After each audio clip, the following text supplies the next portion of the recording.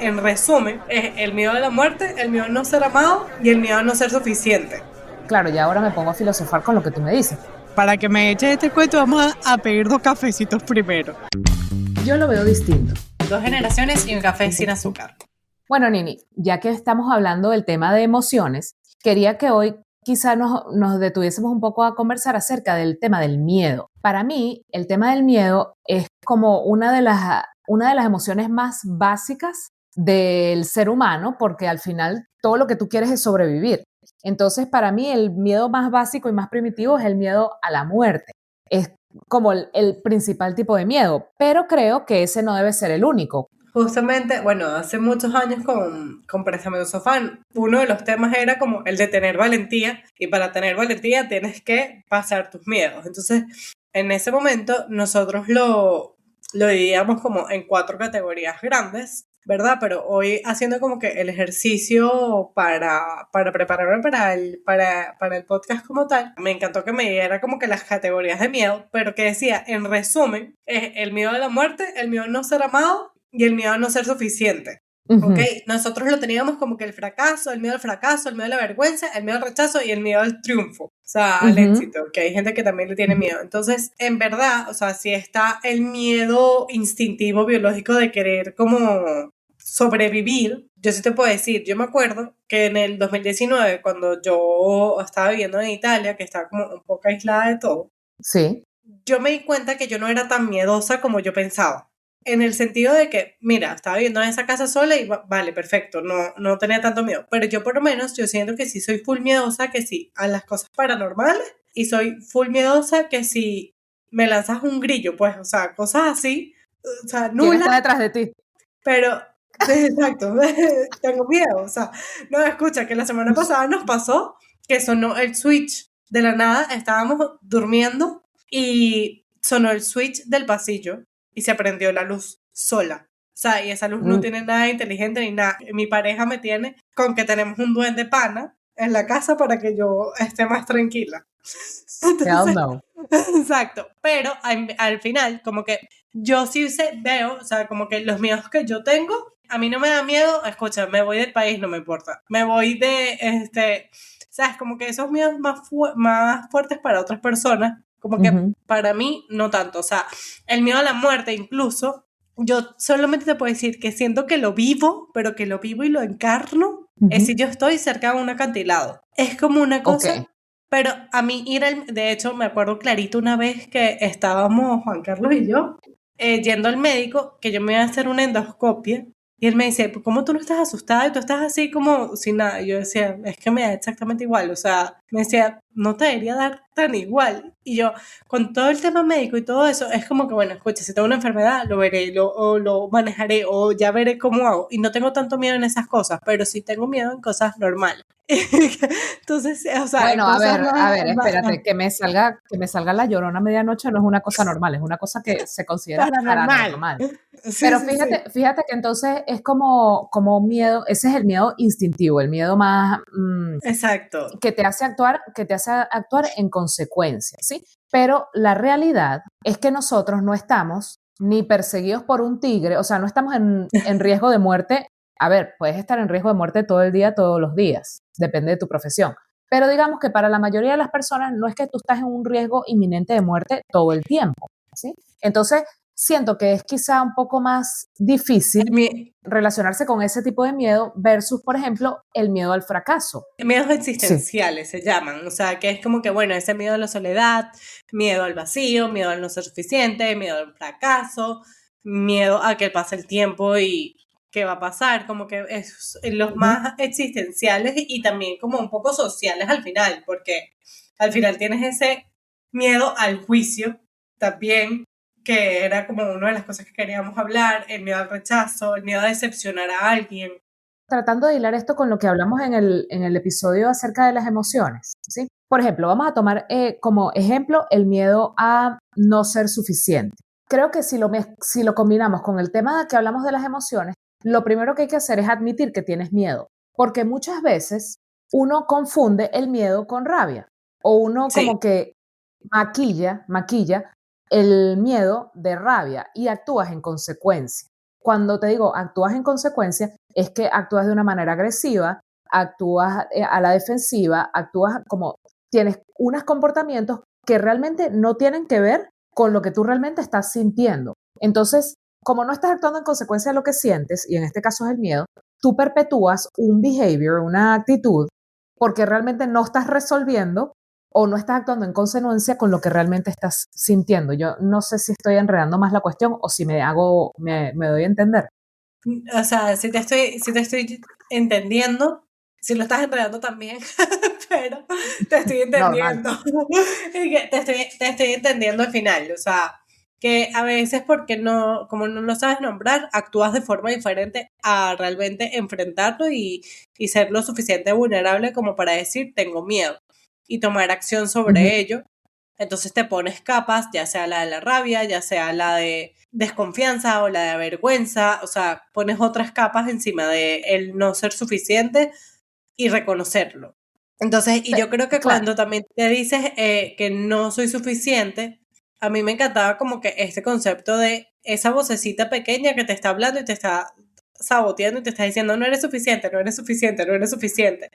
Y como Ujú, nombrar a esa vocecita diciéndole como que, escucha, Susanita, déjame en ujú, paz, ujú. porque reconozco que sí tengo miedo en hacer tal y tal y tal y tal cosa, pero no es que no sea suficiente. Eso ha sido como que un ejercicio que yo siento que puede funcionar a combatir esos tipos de miedo. Cuando tú hablas del miedo a no ser suficiente, ¿verdad? Al miedo a no pertenecer. Fíjate, ¿qué fue lo que me dijiste de los tres miedos? Era miedo a la muerte, miedo No ser a amado no ser amado y el otro. a no ser suficiente. Exactamente. Entonces, fíjate, para mí ese de miedo de no ser amado y miedo de no ser suficiente van como de la mano, ¿no? Es como, porque al final si tú no eres suficiente, piensas que tienes que ser suficiente para ser amado. Y al final todo esto, todo, yo creo que tiene que ver con tu propio ego.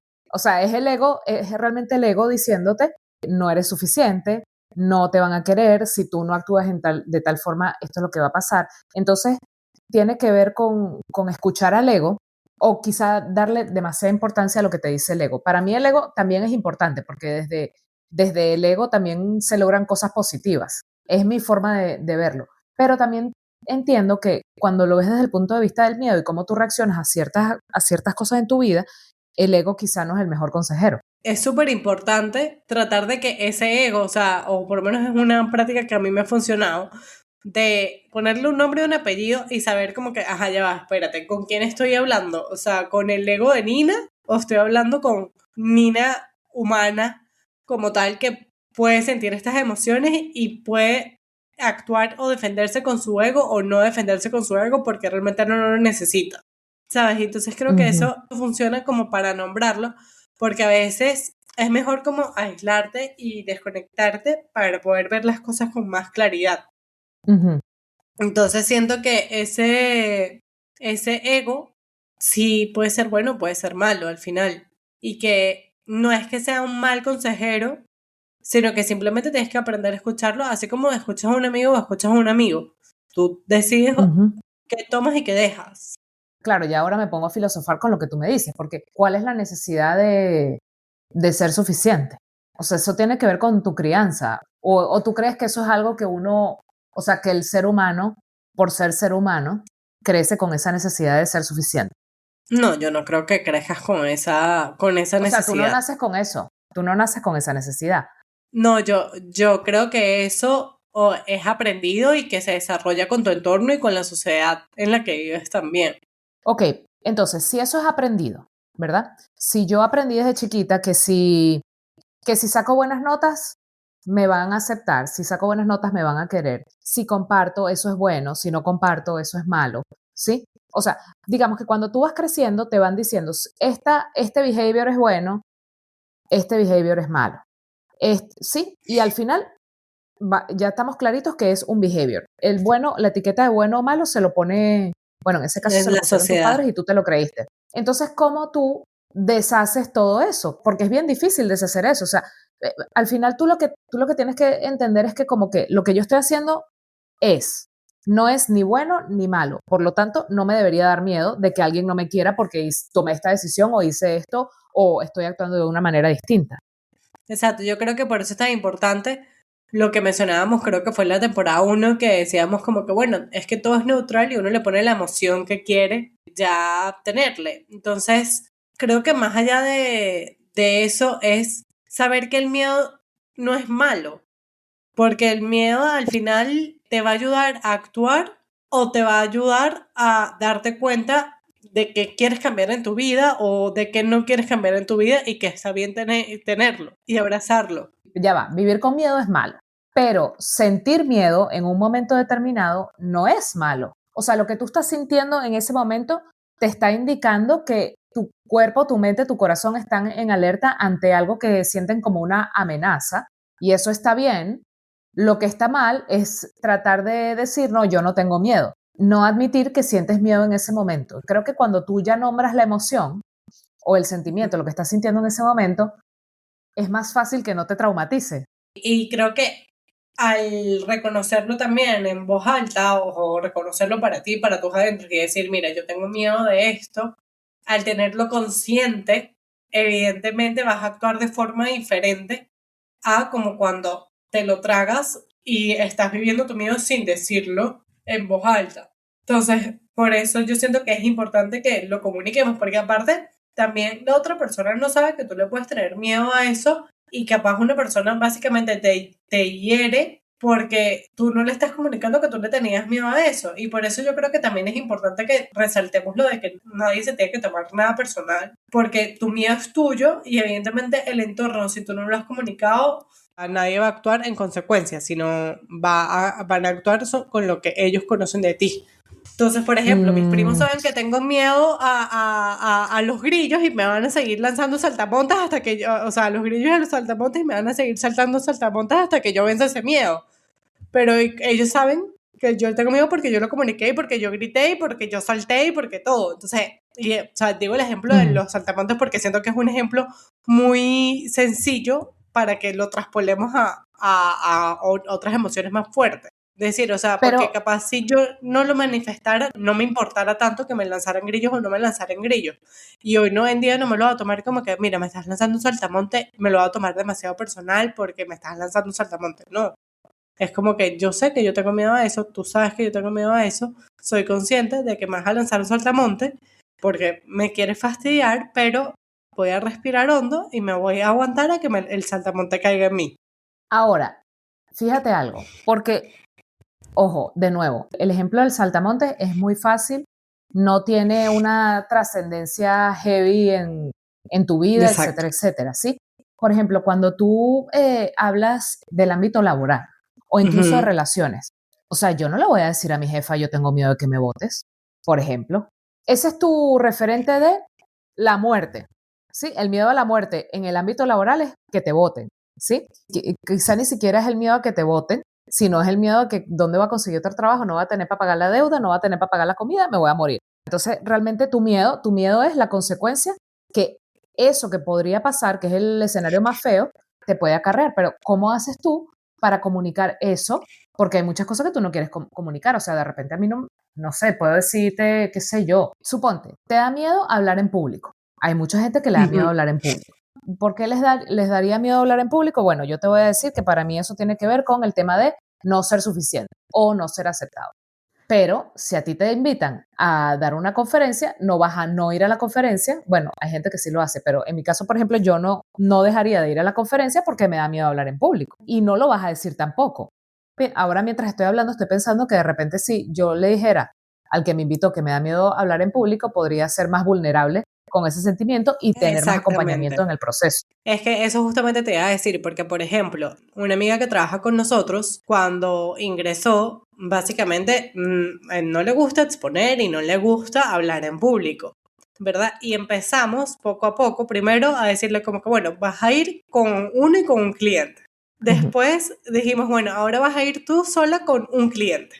Y hace 3 días, ella tuvo que dar la exposición delante de 40 personas. Pero que fue un trabajo poquito a poquito, cuando ella nos manifestó como que, miren, ¿sabes? Yo le tengo miedo al público y, o sea, no me gusta hablar en público, esto no me gusta, pero creo que por eso es importante decirlo y ver cómo tú puedes ayudar a esa persona, y eso es un poco como de coaching y ayudar también a la gente, o sea, de decirle como que mira, esto va a ser, o sea, yo me acuerdo que, y muchos de los miedos que yo tenía en su momento también en MERS, que era mi primer trabajo, contigo, yo ahí era como que, ¿sabes? Tú me ayudabas a como también enfrentar esos miedos poco a poco.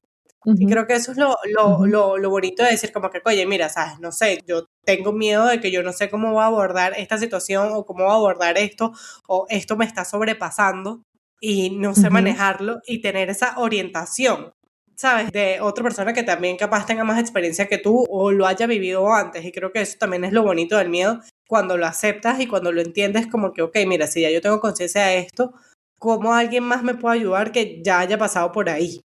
O sea, no siempre vas a tener ese espacio donde tú le puedes decir a una persona que está en capacidad de ayudarte que te ayude o realmente ser tan vulnerable como para decir tengo miedo. O sea, tengo miedo es una de las emociones, yo creo, que te hacen más vulnerable frente a todo. Exactamente, y más tabú también, porque nos ha enseñado cómo a esconder esas emociones también, a no tener miedo. Entonces, y mira que una de las cosas que yo dije, como que, oye, yo en verdad siempre he sentido que no he tenido mucho miedo, porque claro, también detrás de mí tenía a mi madre, como que no tengas miedo, no tengas miedo, no tengas miedo. Yo a ella no la veo como una persona miedosa tampoco, entonces evidentemente mi ejemplo me ayudó a ser menos miedosa en esas cosas cotidianas del ámbito laboral, por ejemplo, pero evidentemente también me entran miedos, pero no me siento en el común denominador. Me siento más en el lado de, escucha, quiero decirlo, quiero ser vulnerable y quiero decirlo. Pero creo que también, y de nuevo, creo que el tema del ámbito laboral, no sé por qué estoy pegada con ese, pero también tiene que ver con también en las relaciones. O sea, que de repente tú no tienes que tener esa apertura del miedo, no necesariamente tienes que tenerla con tu jefe, bueno, en el tema de las relaciones, o sea, coño, si ya tú no puedes ser vulnerable con tu pareja, creo que hay un problema más grande. Pero digamos que Exacto. hay relaciones, digamos que hay relaciones más complicadas, incluso con la familia, ¿no? Porque puede que no sea con la pareja, pero puede ser Exacto. con la familia de la pareja, ¿no? Pero, o sea, yo creo que siempre uno dentro de su círculo de amistades, de conocidos, etcétera, etcétera, siempre hay una o dos personas con las que en verdad tú sí tienes esa apertura o esa confianza como para en verdad hablar de esos miedos que te están Hablarle. aquejando en otros ámbitos de tu vida, ¿no? Y que igual puedes Sí, pedir un consejo.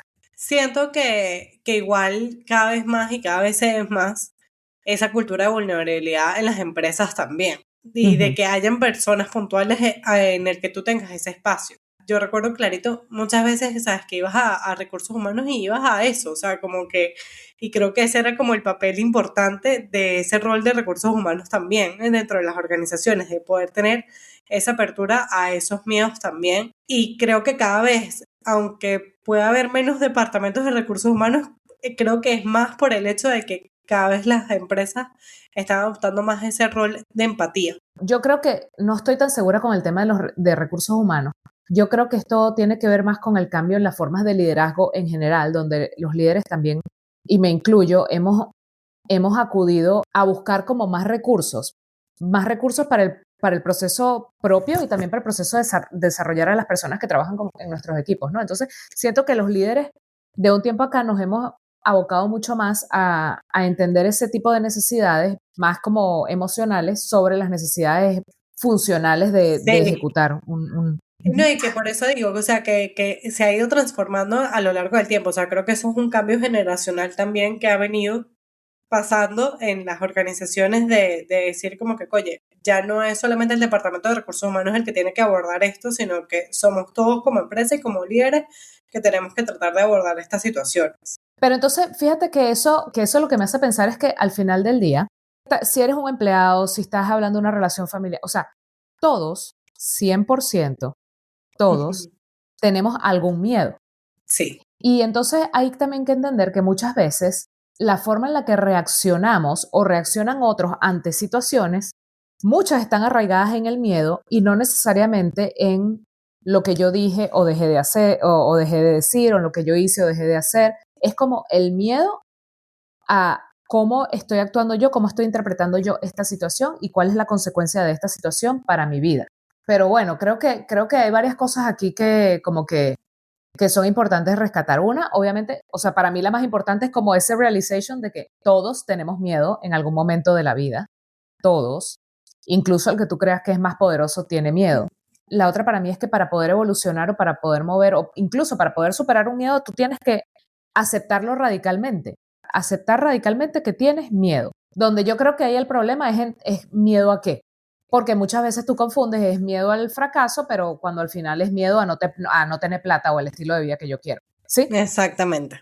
Y ahí siempre es como pregúntate por qué tengo miedo 7 veces hasta dar con realmente la respuesta. El 5 times why, ¿no? Ajá, para exacto. los que hacemos Six Sigma. Y la otra yo creo que es importante a lo que me hiciste llegar, que es, hay que hablarlo.